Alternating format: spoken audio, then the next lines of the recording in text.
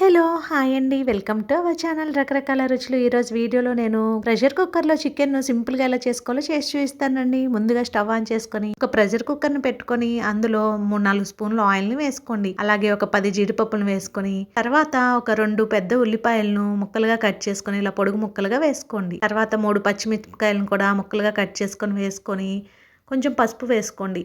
తర్వాత ఒక KG chicken వేసుకొని, ఉల్లిపాయలు, పచ్చిమిర్చి, చికెన్ అంతా మొత్తం మిక్స్ అయ్యేలాగా చక్కగా ఇలా కలుపుకోండి.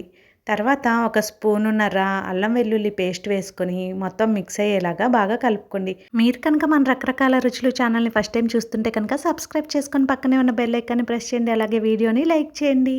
తర్వాత మీ రుచికి సరిపడినంత ఉప్పును కూడా వేసుకొని మొత్తం ఒకసారి బాగా కలుపుకొని 3 బాగా పండిన టమోటాలను ముక్కలుగా కట్ చేసుకొని వేసుకోండి. తర్వాత 2, 3 స్పూన్ల కారాన్ని లేదంటే మీకు రుచికి సరిపడినంత మీరు తినే స్పైస్‌ని బట్టి కారాన్ని చూసుకొని యాడ్ చేసుకోండి. పచ్చిమిరపకాయలు కూడా యాడ్ చేసాం కాబట్టి.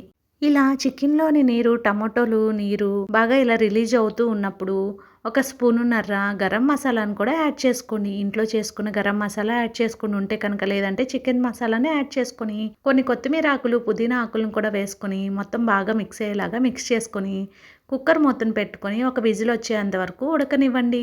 ఇక్కడ మనము సెపరేట్‌గా వాటర్ ఏమీ యాడ్ చేయట్లేదు. ఆల్రెడీ చికెన్‌లోని వాటరు ప్లస్ టమోటోలు బాగా పండిన టమోటాలు వేస్తున్నాం కాబట్టి అవి గుజ్జుగా అయ్యి బావుంటుంది. లేదంటే ఇంకా నీరు ఎక్కువైపోయి అంతగా రుచిగా ఉండదు చికెను. చూడండి ఒక విజిల్ వచ్చి ప్రెషర్ అంతా రిలీజ్ అయ్యాక కుక్కర్ మూత ఓపెన్ చేసి చూస్తే ఇలా నూనెంతా బాగా పైకి తేలి చూడటానికి ఎంత బావుందో కదా! తినటానికి కూడా చాలా రుచిగా ఉంటుంది. మీరు కనుక ఎక్కువ పులుసులాగా ఇష్టపడకపోతే కనుక ఒకసారి వేరే గిన్నె పెట్టుకొని స్టవ్ ఆన్ చేసుకొని ఈ కూరనంతా అందులోకి ట్రాన్స్‌ఫర్ చేసి కాసేపు ఉడకనివ్వండి. ఎక్కువ పులుసుగా ఇష్టపడేవారు డైరెక్ట్‌గా సర్వ్ చేసుకోవచ్చు. గుజ్జుగా కావాలనుకున్నవారు ఇలా గిన్నెలోకి ట్రాన్స్‌ఫర్ చేసుకొని చికెన్ కర్రీ దగ్గర పడేంత వరకు ఉంచుకొని స్టవ్ ఆఫ్ చేసుకుంటే ఎంతో రుచికరమైన చికెన్ కర్రీ రెడీ అయిపోతుంది నిమిషాల్లో. అంతే వేడివేడిగా సర్వ్ చేసుకోవడమే. మీకు కనుక నచ్చినట్లయితే మన వీడియోని లైక్ చేసి ఛానల్‌ని సబ్స్క్రైబ్ చేసుకోండి. Thank you for watching our channel.